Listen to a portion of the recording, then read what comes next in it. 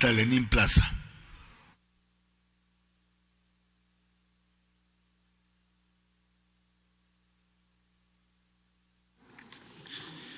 Gracias, señor presidente.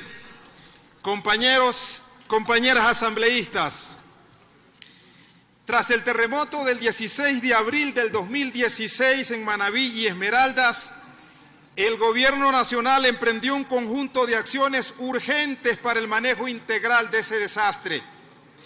Aproximadamente un mes después, el 20 de mayo, se publicó en el Registro Oficial la Ley Orgánica de Solidaridad y de Corresponsabilidad Ciudadana para la reconstrucción y reactivación de las zonas afectadas por el terremoto.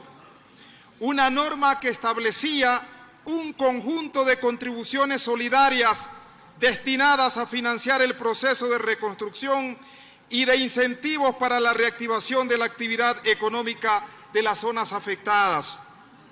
A efectos de administrar adecuadamente esos fondos, se recordará, se creó una cuenta única, Ley Orgánica de Solidaridad.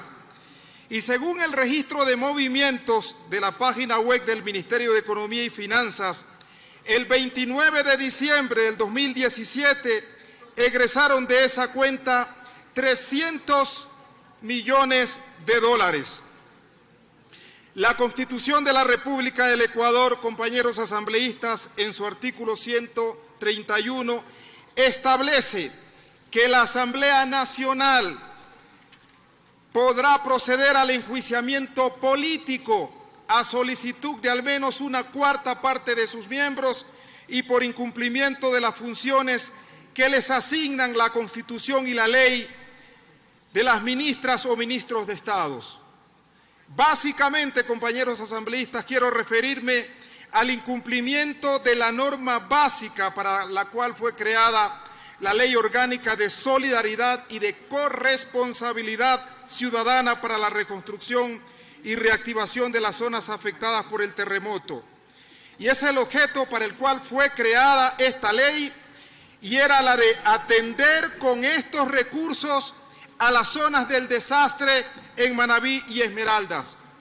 El artículo 1 de esta ley dice que la presente ley tiene por objeto la recaudación de contribuciones solidarias con el propósito de permitir la planificación, construcción y reconstrucción de la infraestructura pública y privada, así como la reactivación productiva, que comprenderá, entre otros objetivos, la implementación de planes, programas, acciones, incentivos y políticas públicas para enfrentar las consecuencias del terremoto ocurridos en el 2016. Y hay que recordar que con fecha 11 de enero del 2018, el exsecretario técnico del Comité de Reconstrucción y Reactivación Productiva, Carlos Bernal, como se ha dicho aquí, dirigió un oficio al economista Carlos de la Torre, a la fecha titular del Ministerio de Economía, indicándole que persiste la necesidad de solventar más de 45.455 soluciones de viviendas para atender a los afectados del terremoto y sus réplicas. Por su parte, el Ministerio de Desarrollo Urbano y Vivienda solicitó mediante oficio el 26 de octubre del 2017 un monto de un poco más de 35 millones para atender 4.540 instrumentos de vivienda, dinero que no se asignó durante el 2017. Las obligaciones financieras pendientes para los proyectos de construcción de acceso a la ciudad de Valle de Caracas y puentes sobre el río Jama los mantuvieron paralizados por falta de liquidez en el flujo de planillas durante gran parte del segundo semestre del 2017, como lo señalara Carlos Bernal, afectando así la dinamización de la economía en la zona y causando constantes molestias.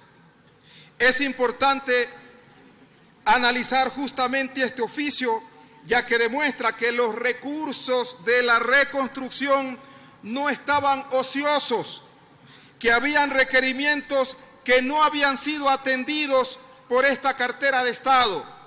Habiendo los recursos de las arcas fiscales, qué importante es resaltar esto, ya que persisten los incumplimientos a nuestros coterráneos de Esmeraldas y Manabí. Y no se termina de cumplir con el programa de reconstrucción. Aquí vuelvo a repetir, para determinar responsabilidades políticas por incumplimiento a los objetivos del plan de reconstrucción de las provincias afectadas, como es Esmeraldas y Manabí, a pesar de que habían recursos para seguir acometiendo con las obras que nuestros compatriotas necesitaban y necesitan. Estamos aquí para determinar la responsabilidad política por este incumplimiento. Ya nuestras provincias necesitan mucho para su reconstrucción y no es posible que un mal manejo de los fondos de solidaridad de los ecuatorianos termine afectando al normal cumplimiento de las obras. Pues bien, es importante resaltar esto. Y yo quiero denunciar ante el país que esto parece sencillo, pero es lo que siempre ocurre de un Estado que está de espaldas a provincias pequeñas como la provincia de Esmeraldas. En enero anterior, todo el Ecuador estaba asustado por lo ocurrido en la frontera. Hablábamos todos de Guacho, pero es que con Esmeraldas se cometen a diario injusticias por parte del Estado ecuatoriano. Esto es recurrente. Les pongo algunos ejemplos.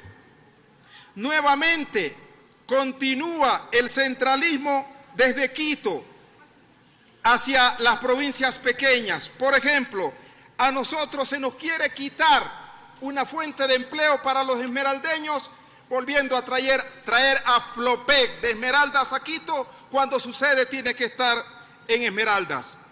Otro ejemplo, se anuncia una gran obra para el Ecuador, supuestamente como objetivo el sueño de la costa, el famoso tren playero, que parte de Guayas y termina en Manabí, pero no se toma en cuenta Esmeraldas. ¿O es que Esmeraldas no es parte de la costa? Esmeraldas es para mí la provincia con mayor destino turístico, no se la toma en cuenta. Tiene el puerto más cercano al Canal de Panamá, a 5 minutos del aeropuerto, y en este proyecto no se toma en cuenta a Esmeraldas. Y sin embargo nosotros seguimos sufriendo los problemas ambientales que genera Refinería de Esmeraldas. Esto el país, a pesar de que se dice, no busca solucionarlo. Las fuentes de empleo para nuestros profesionales son escasas, porque incluso los contratos que se hacen para esta reconstrucción no se toman en cuenta a nuestros profesionales. Esto es lo que hay que tratar. Esto es lo que debemos entender en el Ecuador, que se tienen que dar oportunidades de reactivación, se tiene que atender a las provincias pequeñas, que se las deja de lado cuando hay grandes proyectos o cuando hay dinero que invertir en ellas. Por eso, nosotros queremos dar una respuesta histórica, que no sea más de lo mismo, que se atienda a nuestro pueblo. Por ejemplo, la Organización de las Naciones Unidas ha previsto que durante 10 años se cumpla lo que conocemos como el decenio para los afrodescendientes, y allí están nuestras comunidades y no hay ninguna planificación que permita entender que se va a atender a estas comunidades del pueblo afroecuatoriano. Por eso es que estamos aquí diciendo y apoyando este juicio político en contra del exministro de Economía, porque creemos que se debe atender a las provincias afectadas por el terremoto y a las que por siempre han sido abandonadas en el Ecuador. Gracias, señora presidenta, compañeros y compañeras asambleístas. Muchas gracias. Gracias, señor asambleísta.